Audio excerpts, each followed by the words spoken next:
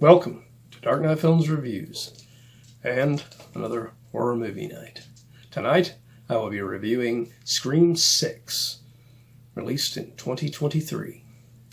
Scream 6 stars Courteney Cox, Melissa Barrera, Jenna Ortega, Jasmin Savoy Brown, Mason Gooding, Skeet Ulrich, Dermot Mulroney, Jack Champion, Josh Segarra, Liana Liberato, Devyn Nekoda, Hayden Panettiere, Tony Revolori, Samara Weaving, Andre Anthony, and Henry Czerny. Scream 6 is directed by Bettinelli-Olpin and Tyler Gillett. Now, this one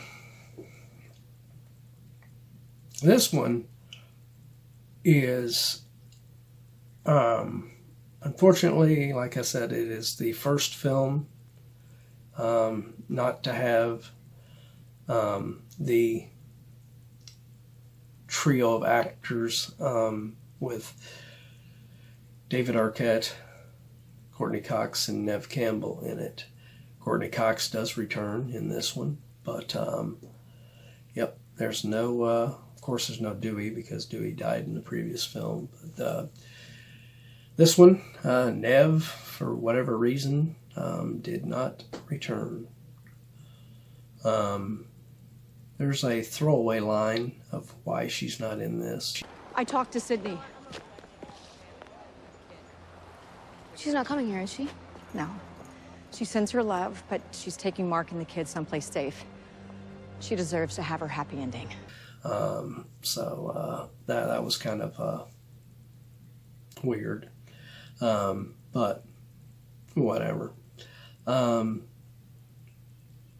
She's not missed, to be honest. I love the new characters of Samantha Carpenter and Tara Carpenter, played by Melissa Barrera and Jenna Ortega. They are great characters.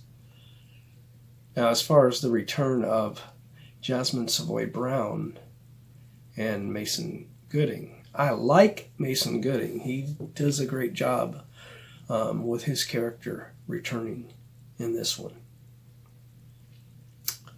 But Jasmin Savoy Brown, I did not like her as Mindy as much as I liked her in the previous film. She's got shorter hair now, and that's not the reason I dislike. It is a worse look for her than what she had in Scream, but just her whole doing this whole Randy kind of thing, it just gets annoying real quick in this film. I didn't really care for her in here. Out of the core four, as Mason Gooding's Chad comes up with for the main group here. The return of Skeet Ulrich again as Billy. Now, Billy doesn't get as much as he had in Scream 2022, but he is still great in here. Excellent choice. My favorite. It still blows my mind that out of the 6 films in the Scream franchise, 3 of them now so far have had Skeet Ulrich as Billy Loomis in it. And I never thought I would have ever saw that, considering his character died in the original film. But other characters that pretty much stand out in this one is Josh Segarra as Danny. They try really hard to portray him as being suspected of being the killer. And I never bought it. I never bought it at all. The return of Hayden Panettiere as Kirby Reed was great. I just wish she would have been portrayed a little bit more like that original portrayal in Scream 4. I mean, Hayden does a pretty good job in this, you know, with what she's given, but they do not give her enough. I hear you're a horror fan. It's been said. Best Friday the 13th, Part Final 2. Chapter. Had a crush on Corey Feldman. Okay, respect. If she was given more screen time, I think, and given a stronger final few moments in this thing, I think this would have been a perfect return for her. The opening kill, I'd like to point out, it looks like it's going to be Samara Weaving that is the first victim, in which she is, but she's not a victim of the ghost face killer in this film. She is the victim of a wannabe. And, I mean, he kills her, and then he completely unmasks and takes off the ghost face outfit, and then he just proceeds to go back to his room at the college, and then he is your opening kill of the film.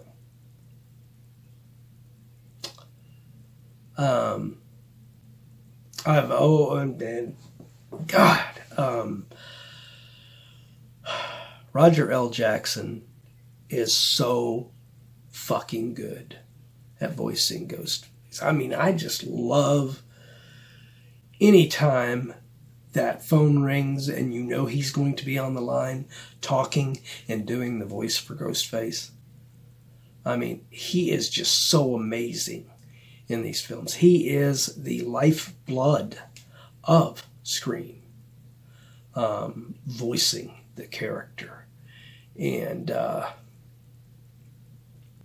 this one was no different. I mean, he probably gives his strongest performance, especially with this line. We have to finish the movie. Who gives a fuck about movies? Yeah, he was great in this. One of the weaker of the performances in this film was Dermot Mulroney, unfortunately, as Detective Bailey, and Jack Champion as Ethan Landry, and to a lesser extent, I guess, Liana Liberato as Quinn Bailey. That is mostly, it's not because of their earlier performances in the film. They were kind of okay early in the film. But, spoiler alert here, if you have not seen this movie, go watch it and then come back to my review. But yeah, the end reveal that all three of these people are the killer.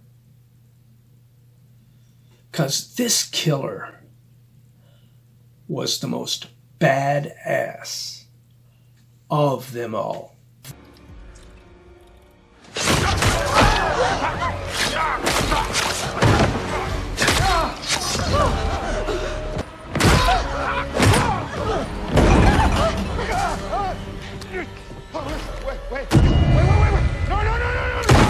But Quinn taking credit for the Gale Weathers attack and the Mindy attack on the subway. The Mindy attack on the subway, okay, I could be okay with that one. That would be okay. But the attack on Gale Weathers, there is no way this little 130-pound girl, a small girl at that, she's really short, There's no way that this girl, you're going to make me believe that this girl grabbed this big boyfriend of Gale Weathers, grabbed him, just pulled him back, killed him, and then tosses him through a big bookcase like he wasn't shit, and then proceeds to chase Gale around, gets hit in the head with a frying pan, just gets up, shakes that off, and just runs right after and continues after Gale. And Gale just continuously is hitting her with a bunch of stuff. And I'm supposed to believe that that was her in that outfit there? No. There was no damn way that that big, obviously male person in the Ghostface outfit was her. And it's not believable that Jack Champion was ever the killer in here either. Now, I could probably be okay with it with Dermot Mulroney, if he had just been revealed to be the only killer in this thing. But yeah, they unless they really retcon some of that shit and reveal that Gale's attack was someone else that was working with them and that we don't know about, that and instead of Quinn, this is the weakest of the endings, unfortunately, for me. And number one, they are not committed to death for a character. First one, I mean, Gale Weathers gets attacked. It is a perfect way to let her character die in this franchise. Tell Sydney he never got me. And yet they have to have that throwaway line in there. Got a weak pulse. Get the backboard. You know. And then you get another throwaway line later that, oh, Gale's going to be okay. And then they do the same thing with Mindy on the subway. I mean, she gets stabbed, and basically the knife is just ripped up through her abdomen.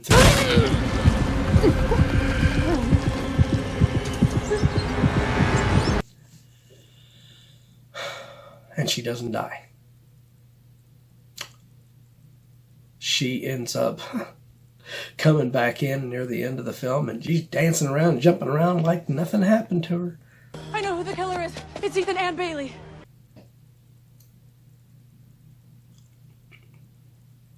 Jenna Ortega's Tara in the finale. I mean, she drops down, gets stabbed in the stomach before stabbing Jack Champion's Ethan. Gotcha! Is she showing any signs of being stabbed there? I mean, this girl got stabbed in the shoulder. She got stabbed in the stomach. There's no way she should be okay. I mean, meanwhile, Kirby gets stabbed in the side, and yes, she's taken away on a stretcher by the end of the film. Why? Why is she taken away on a stretcher, but Tara isn't? And then the biggest bullshit moment in this was Mason Gooding's Chad getting literally just stabbed like 25 fucking times, and then he's wheeled out on a stretcher. I'm fine. I'll be okay. Bullshit. Gale should have died. Mindy should have died. And Chad should have died. there was no way that any of those characters should have made it to the end of this film. And that's unfortunate that they went to those links in this film, because this could have been, this running up to that finale, this was the strongest Scream film besides Scream 2, which in my opinion, my reviews already that I've said is the best of the Scream films.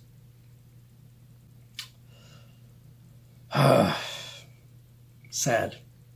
But, so my final review of Scream 6 2023. My review for this one is, I will give this one an 8.6 out of 10. Well, this one could have easily been, like I said, with Scream 2022. This one could have easily been a 9, like my first two reviews of Scream films. But the ending really lets this one down. So, what did you think? Do you agree with my review? Do you disagree? Let me know in the comments down below. And, as always, do not forget to smash that like, share, and subscribe button, because it really does help this channel out a lot. Anyway, hope you will join me tomorrow for another Dark Knight Films night and another actor spotlight. Until then, thanks for watching.